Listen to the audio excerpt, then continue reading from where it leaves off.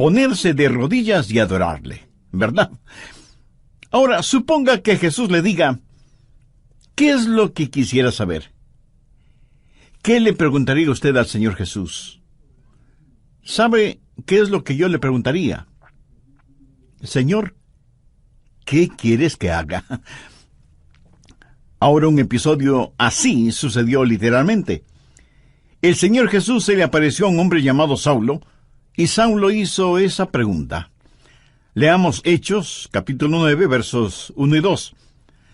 Saulo, respirando aún amenazas y muerte contra los discípulos del Señor, vino al sumo sacerdote y le pidió cartas para las sinagogas de Damasco, a fin de que si hallase algunos hombres o mujeres de este camino, los trajese presos a Jerusalén.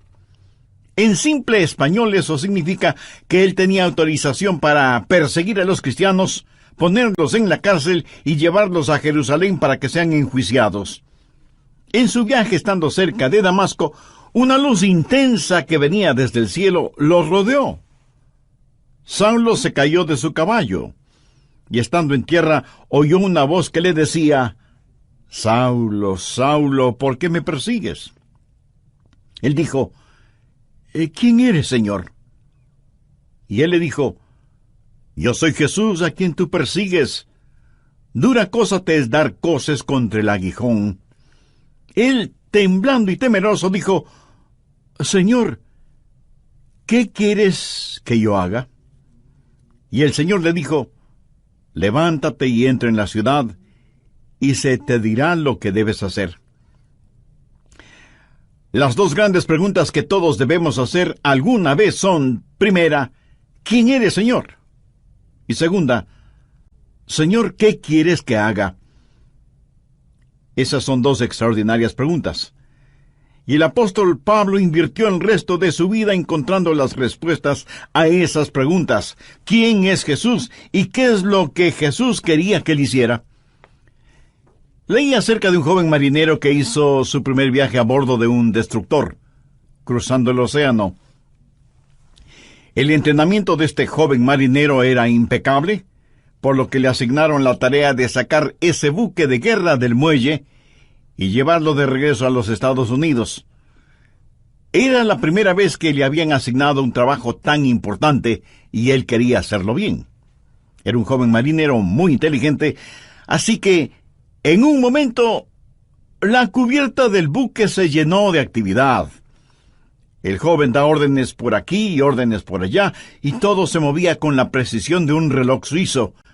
Y a pesar de lo difícil que es la maniobra de sacar del muelle un buque tan grande, lo hicieron muy bien y en un tiempo récord. De pronto le dijeron al joven marinero que tenía un mensaje del capitán. Y le pareció extraño, porque era un mensaje impreso. Pero lo leyó, y esto es lo que decía el mensaje. «Joven, ha realizado un excelente trabajo. Lo ha hecho velozmente, todo de acuerdo a las normas y reglamentos. Pero hay una regla no escrita que no tomó en cuenta.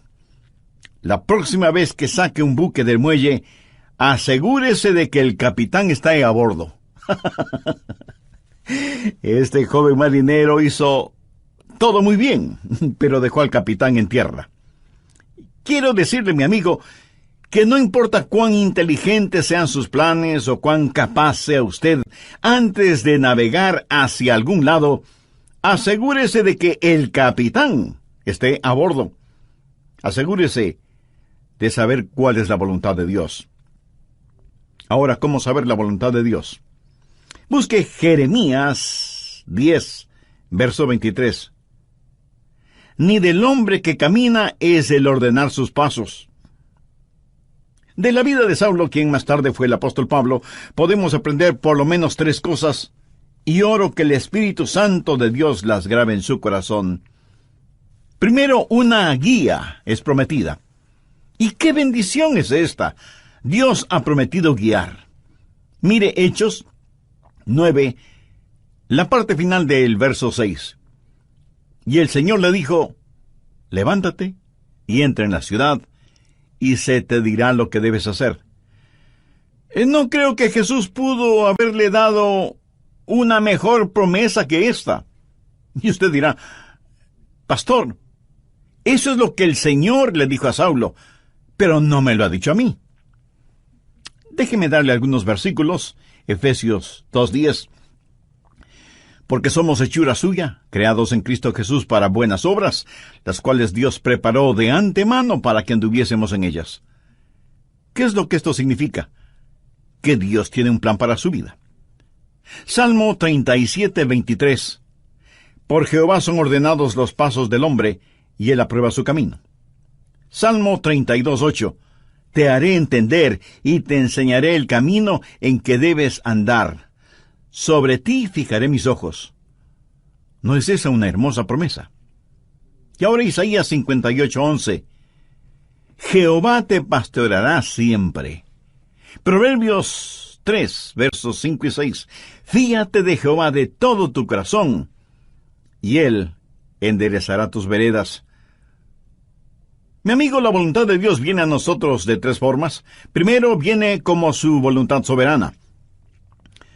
La voluntad soberana de Dios siempre se realiza. Nadie puede cambiarla ni detenerla.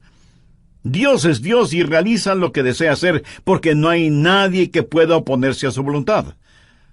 La voluntad de Dios es misteriosa, es desconocida. Ni usted ni yo podemos conocerla. Solamente Dios la conoce.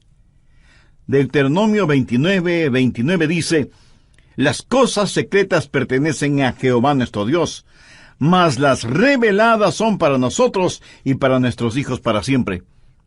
Las cosas secretas pertenecen a Dios.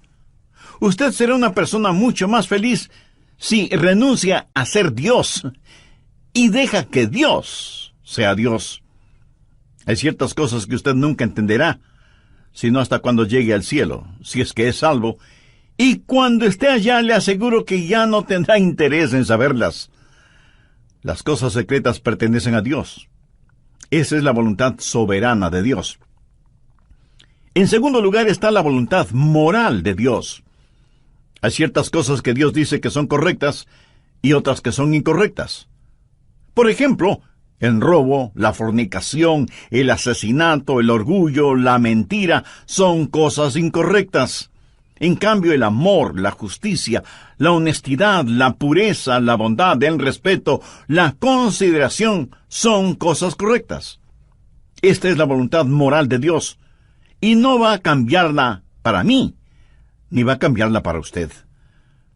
Son normas fijas de lo bueno y lo malo, porque Dios así lo ha decretado. ¿Estamos de acuerdo? La voluntad moral de Dios la encontramos en la palabra de Dios, sin titubeos, sin tartamudeos, ni apologías, ni vacilaciones. Dios dice, esto es bueno o esto es malo.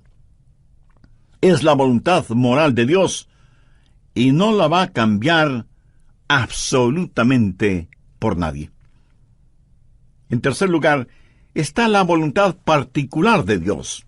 Esto es, la voluntad especial de Dios para usted o para mí. Dios tuvo una voluntad especial para Saulo. Por ejemplo, mire en Hechos 9:15. El Señor le dijo, ve, porque instrumento escogido me es este para llevar mi nombre en presencia de los gentiles y de reyes y de los hijos de Israel, porque yo le mostraré cuánto le es necesario padecer por mi nombre. Dios tuvo un plan muy especial para este hombre. Pablo sería un apóstol a los gentiles. Era un vaso escogido. Verá, eso es muy importante para mí. Dios lo escogió en forma muy particular para que sea un vaso especial, y Dios tiene una voluntad especial para cada uno de nosotros. Por ejemplo, fue la voluntad soberana de Dios que un hombre llamado Adrian Rogers sea parte de los elegidos de Dios. ¡Aleluya! Yo francamente no lo entiendo, pero me regocijo. Es la voluntad soberana de Dios. En forma soberana, Dios derramó su amor sobre mí y me salvó, y agradezco a Dios por eso. Y luego fue la voluntad moral de Dios que yo me casara con una cristiana. La Biblia dice que no debemos unirnos en yugo desigual con los incrédulos. Por lo tanto, sé que Dios tiene una voluntad moral para que, si me caso, me case con una creyente en el Señor Jesucristo. Y para mí Dios tuvo una voluntad particular. Y su nombre es Joyce. ¿Lo ve? La voluntad soberana de Dios trabajó en mi vida. La voluntad moral de Dios estuvo en mi esposa. Sabía que quería casarme con una muchacha cristiana. Y cuando iba a dejar a casa a Joyce después de haber estado en la iglesia o después de algún juego de fútbol en la universidad, al regresar a mi casa oraba: oh Dios, quisiera casarme con Joyce. Y creo con todo mi corazón que Dios contestó mi oración porque estaba dentro de su voluntad. Y Dios me dio esa maravillosa y especial mujer para que sea mi esposa. Dios tiene un plan para su vida. Dios tiene una voluntad particular para su vida.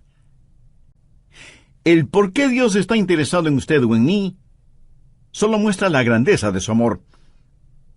Somos menos que una partícula de polvo en el océano de la existencia y, sin embargo, Dios nos conoce. Él sabe nuestras idas y venidas, sabe cuando nos sentamos y cuando nos ponemos de pie. Aún los cabellos de nuestra cabeza están contados. Y Dios no solo que nos ama, sino que también cuida de nosotros. Un niño comenzó a orar el Padre Nuestro y dijo: Padre nuestro que estás en los cielos. ¿Cómo es que sabes mi nombre? Se imagina. Él sabe nuestro nombre. De entre los billones de seres humanos que existen y que son preciosos para Él, Dios sabe el nombre de cada uno de sus hijos. La voluntad de Dios está prometida. Guía y liderazgo es su promesa. ¿La tiene usted? Dios ha prometido guiarle, pero sabe que hay 6 errores o mitos acerca de la voluntad de Dios.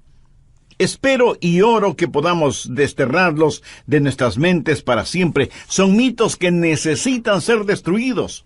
Primero, que Dios le dará un mapa para su vida. Y eso no es cierto.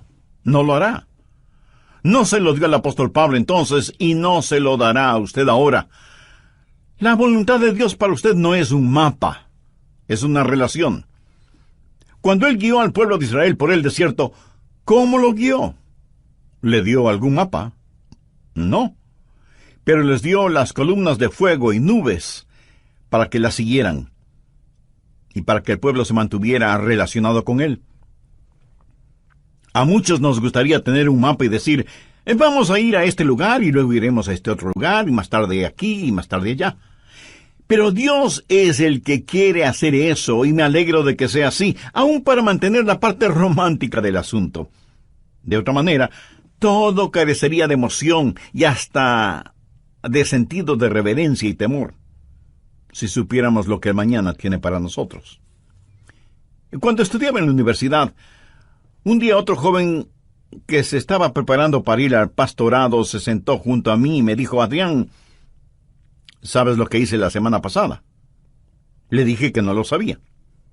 Y él prosiguió: estuve en Memphis, en Tennessee, y fui a ver al Dr. Lee. De paso, debo decir que el Dr. Lee fue con toda seguridad el más grande, cordial, santo y elocuente ministro que yo haya conocido. Así que ese joven y neófito teólogo, al decirme que estuvo para verse con el Dr. Lee, me dejó poco menos que asombrado. Y pensé: ¿cómo logró entrar? ¿Y cómo el Dr. Lee pudo perder el tiempo con un joven imberbe como él? Yo pensaba todo eso y al mismo tiempo me decía: cómo me hubiera gustado a mí hacer lo mismo. Hubiera sido como decir: estuve en Washington y fui a ver un ratito al presidente de los Estados Unidos. Así que, picada mi curiosidad, le dije: a ver, cuéntame, ¿cómo lo lograste?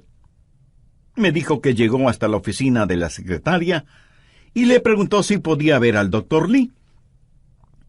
Ella me dijo que sí, pero solo por unos pocos minutos.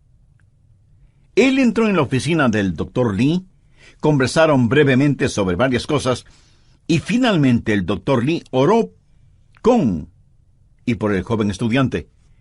Y eso fue muy interesante para mí. Y traté de imaginarme toda la escena. Los años pasaron, y en la voluntad de Dios llegué a ser el pastor de esa misma iglesia. Tuve la misma oficina que tuvo el Dr. Lee. Un día mi secretaria me llamó por el intercomunicador y me dijo: el Dr. Lee está aquí y quiere saber si puede conversar con usted unos minutos. Por supuesto, hágalo pasar inmediatamente. Y sin querer, vino a mi memoria el episodio de mi joven amigo universitario que años atrás, estando de paso por Memphis, fue recibido en forma cordial e inmediata por el Dr. Lee. La voluntad de Dios no es un mapa, es una relación personal. Segundo, quítese de la cabeza la idea de que Dios es una especie de aguafiestas espiritual. Que si usted hace la voluntad de Dios, ese es el final de su gozo, de su alegría. Hay mucha gente que no quiere saber la voluntad de Dios por temor de lo que podrían encontrar. Dicen: si le digo a Dios que quiero hacer su voluntad, ¿quién sabe a dónde me mandará? Muchos de ustedes seguramente son padres. Suponga que un día su joven hijo de 14 o 15 años viene y le dice: papá, estoy convencido que eres un hombre bueno, piadoso y sabio. Quiero saber qué es lo que quieres que haga. Haré cualquier cosa que tú quieras que haga. ¿Qué haría usted? Creo que usted primero se quedaría como una estatua, con la boca abierta. No daría crédito a lo que está escuchando de boca de su hijo. Segundo, como un sonámbulo, iría donde está su esposa y le preguntaría: ¿escuchaste lo que nuestro hijo dijo? Pues veamos qué podemos pedirle que haga para hacerle la vida miserable. Se va a arrepentir de haber dicho lo que dijo. ¿Qué es lo peor que podríamos pedirle que haga? Amigo, no tenga temor de la voluntad de Dios. La voluntad de Dios es lo que usted quisiera para usted mismo, si tuviera el suficiente sentido común para desearla. Amigo, ¿entendió esa frase? La voluntad de Dios es lo que usted quisiera para usted mismo, si tuviera el sentido suficiente común para desearla. ¿Busca usted diaria y diligentemente la voluntad de Dios para su vida? Si usted no conoce al Señor Jesucristo como su Salvador y Señor en forma personal, de ninguna manera buscará la voluntad de Dios. ¿No quisiera este mismo momento buscar a Dios y conocer su voluntad? Le invito a que diga la siguiente sencilla oración conmigo. Querido Dios, reconozco que por estar viviendo de acuerdo a mi voluntad, he vivido en pecado y en rebelión contra ti. Intelectualmente sé que Cristo murió por mis pecados para perdonarme y salvarme. Pero ahora, convencidamente, acepto a Cristo como mi Salvador y mi Señor. Señor Jesús, ven a morar en mi corazón. Tome el control total de mi vida. Hazme la clase de persona que tú quieres que sea. Y ayúdame a nunca avergonzarme de ti, independientemente de las circunstancias o de las consecuencias. No crea a quienes le dicen que Dios es un aguafiestas espiritual. Tercero, deje de pensar que Dios habla solo a cierta categoría de personas, o que Dios revela su voluntad solo a pastores o misioneros, o a la gente que trabaja en la iglesia o cosas por el estilo. Pero que Dios no tiene una voluntad para personas comunes y corrientes. Dios tiene una voluntad para cada vida. Así que deje de pensar que la voluntad de Dios es solo para determinadas personas. Cuarto, cuando Dios le muestra su voluntad para su vida, pudiera ser que tenga o no alguna dramática experiencia, como la del apóstol Pablo en el camino a Damasco. ¿Recuerda cuando Dios le habló a Elías en la montaña y soplaba el viento? Dios no estuvo en el viento, ni en el fuego, ni en el terremoto. Y leemos en Primera de Reyes capítulo 19, el verso 12, y tras el fuego, un silbo apacible y delicado. Ahora algunas veces Dios habla en los terremotos o en el fuego.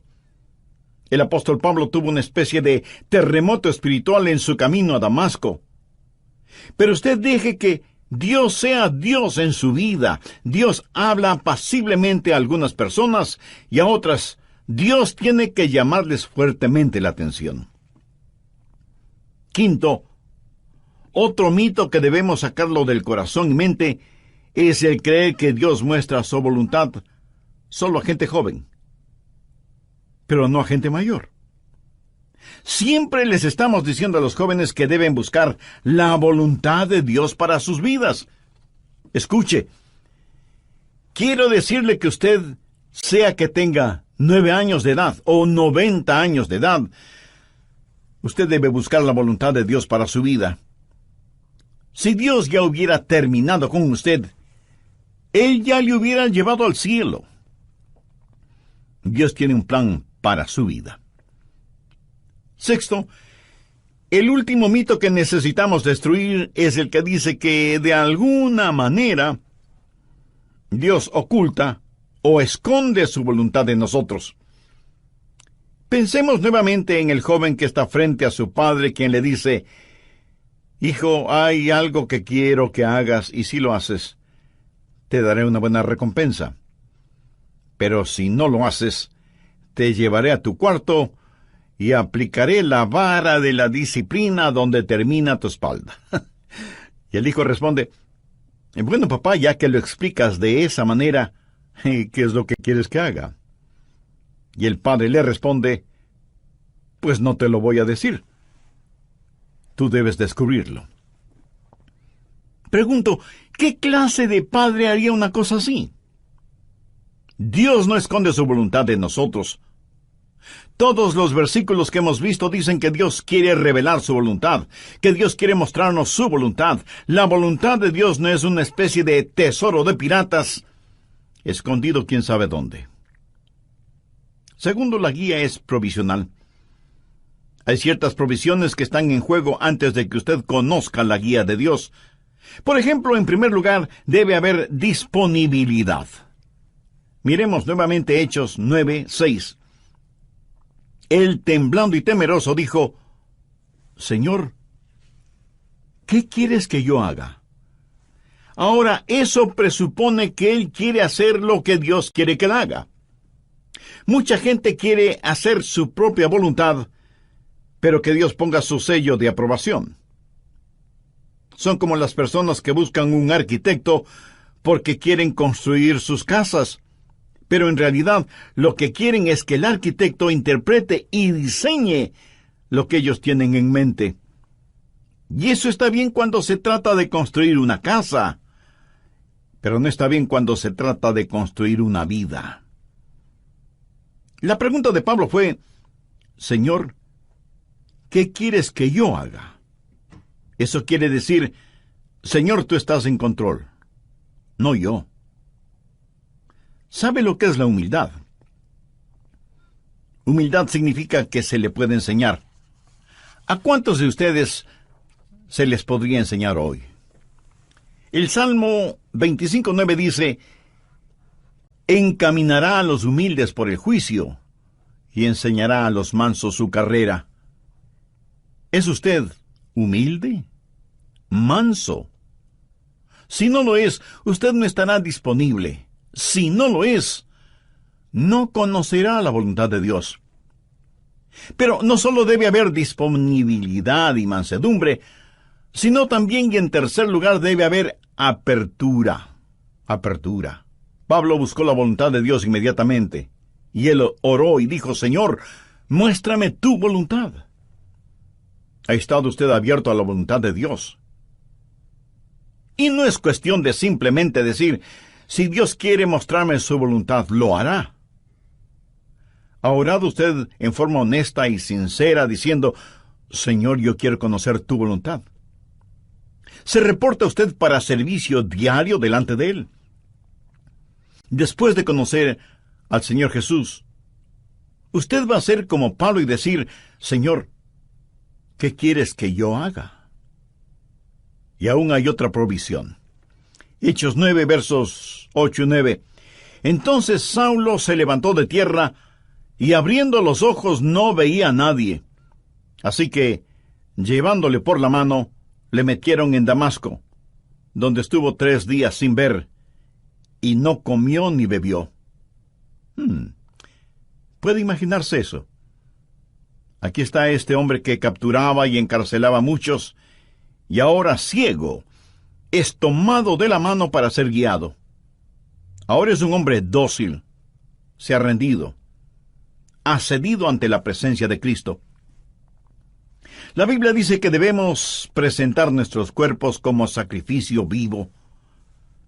¿Puede usted decir que así lo hace diariamente? Señor, tu voluntad, sin vacilaciones, sin reservas, donde quiera, a cualquier hora, cueste lo que cueste.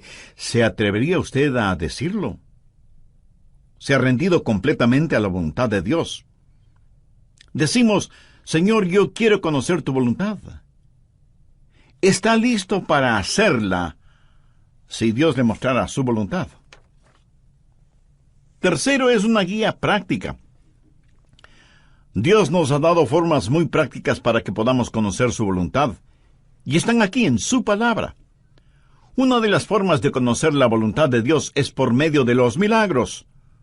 Mire lo que le sucedió a Saulo. Estando en el camino rumbo a Damasco, cuando repentinamente le rodeó un resplandor de luz del cielo, y cayendo en tierra, oyó una voz que le decía, Saulo, Saulo, ¿por qué me persigues? Dios puede hablarle a usted por medio de visiones, o por medio de sueños, o por medio de una voz audible. Dios puede hablarle y guiarle por medio de un milagro. Y me apresuro en decir que normalmente Él no nos guía con milagros, pero de vez en cuando lo hace. Ahora, toda vez que tenemos la Biblia completa, esa clase de milagros no son necesarios en la actualidad, y no es la forma normal de Dios para guiarnos. Pero lo menciono porque está en la palabra de Dios.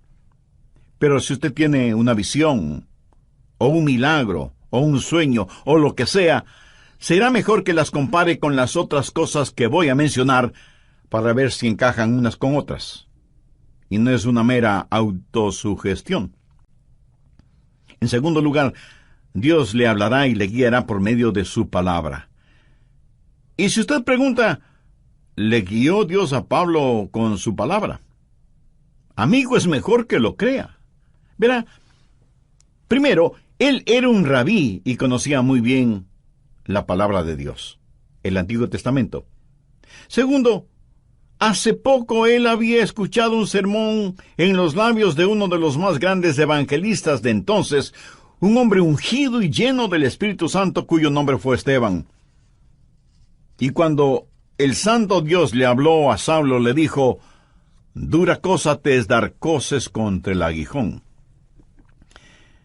Pablo estaba lleno de la palabra de Dios, y es la palabra de Dios la que guía. Anote al margen el siguiente versículo. Salmo 119, 115.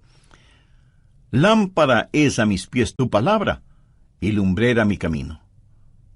Mucho de la voluntad de Dios para su vida se encuentra en la Biblia, mi estimado amigo. Por ejemplo, la voluntad de Dios es que usted no se case con una persona no creyente. Así lo dice su palabra.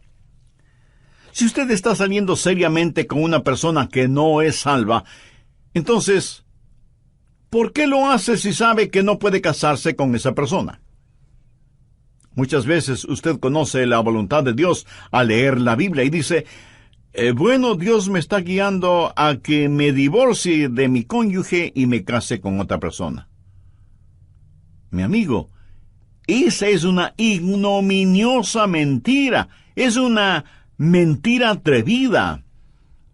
Y es una absurda arrogancia de su parte el orar y pedir que Dios le muestre su voluntad cuando ya se la ha mostrado con su palabra. ¿O se considera usted una persona súper especial, a la cual Dios le concederá algo que está en contra de lo que Él mismo ha establecido en su palabra? Piénselo. En el camino por donde venías, me ha enviado para que recibas la vista y seas lleno del Espíritu Santo. Y desde ese momento el Espíritu de Dios estuvo guiando a Saulo, quien más tarde escribió a los romanos, porque todos los que son guiados por el Espíritu de Dios, estos son hijos de Dios. Y en Gálatas 5:18, Pablo dice, pero si sois guiados por el Espíritu, no estáis bajo la ley. El Espíritu de Dios le guiará. Déjeme decirle cómo el Espíritu Santo le guiará. Si alguna vez ve a alguna persona con convulsiones, seguramente está controlada por el diablo. Dios no grita y Dios no empuja. Dios susurra y guía. Él guía a sus ovejas. No las está llevando al matadero, las lleva a pastos verdes. Y es mejor que usted sea sensible para escuchar al Espíritu Santo y reconocer la voz de Dios. Finalmente, usted puede conocer la voluntad de Dios por la sabiduría de Dios. Él le guiará con absoluta sabiduría. Note lo que dice Hechos 9:20 al referirse a Saulo. Enseguida predicaba Cristo en las sinagogas, diciendo que éste era el Hijo de Dios. Este hombre, Saulo, comenzó a predicar de inmediato. Y todos los que le oían estaban atónitos y decían, ¿no es este el que asolaba en Jerusalén a los que invocaban este nombre? Y a eso vino acá, para llevarlos presos ante los principales sacerdotes. Pero Saulo mucho más se esforzaba y confundía a los judíos que moraban en Damasco, demostrando que Jesús era el Cristo. Ahora, ¿de dónde tuvo esa sabiduría? Dios le dio sabiduría sobrenatural. Santiago 1:5 dice, y si alguno de vosotros tiene falta de sabiduría, pídala a Dios, el cual da a todos abundantemente y sin reproche, y le será dada. ¿Sabe lo que es la sabiduría? Sabiduría es ver la vida desde el punto de vista de Dios. Cuando usted ora y tiene el Espíritu de Dios y la palabra de Dios en usted, empieza a tener sabiduría. El conocimiento viene cuando observamos las cosas a nuestro alrededor. La sabiduría viene cuando miramos hacia arriba, a Dios. La sabiduría tampoco es tener unas lagrimitas en las pestañas y un calorcito en el corazón. Sabiduría es tener una mente fija en Dios, llena de la palabra de Dios y guiada por el Espíritu Santo de Dios. ¿Qué es lo que dice Santiago? Que si pedimos a Dios que nos dé sabiduría, Él nos la dará y seremos guiados por la providencia de Dios. En el capítulo 9 de los Hechos, encontramos que ciertas personas decidieron que Saulo era una verdadera molestia y que debían destruirlo. Pero el complot llegó a oídos de Saulo y los discípulos le ayudaron a escapar, bajándole por el muro en una canasta. ¿Se acuerda de ese relato? Pero, ¿cómo supo él que querían matarle? Bien, en la providencia de Dios, esas acechanzas llegaron a conocimiento de Saulo y pudo escapar. La providencia de Dios. Dios abre puertas y Dios cierra puertas. Y lo que usted podría considerar casualidad es el plan de Dios y la forma en que Dios nos guía en este mundo. Y muchas veces no lo vemos como la providencia de Dios, sino hasta muchos años después. Amigo, no tenga temor de la voluntad de Dios. La voluntad de Dios no lo llevará donde el poder de Dios no pueda sustentarlo. Y la voluntad de Dios es absolutamente lo mejor para usted, para su cónyuge, para sus hijos. Ahora escúcheme muy atentamente. La forma de conocer la voluntad de Dios para el resto de su vida es hacer la voluntad de Dios ahora. Es muy difícil el pilotear un barco que no se mueve. Verá, la forma de entender la parte de la Biblia que no entiende es obedeciendo lo que sí entiende. La manera de saber acerca del futuro es obedeciendo a Dios ahora en el presente. Y si usted tiene interés en poseer la voluntad de Dios para su vida, le diré lo que el apóstol Pablo dijo hace ya tantos siglos. Señor, ¿quién eres? Señor, ¿qué quieres que yo haga? ¿Quién es el Señor? Es el Hijo de Dios que murió por sus pecados y quiere que usted lo reciba ahora mismo en su corazón como su Salvador y su Señor. Y le prometo, basado en la autoridad de la palabra de Dios, de la palabra de Dios, de la palabra de Dios, de la palabra de Dios, de la palabra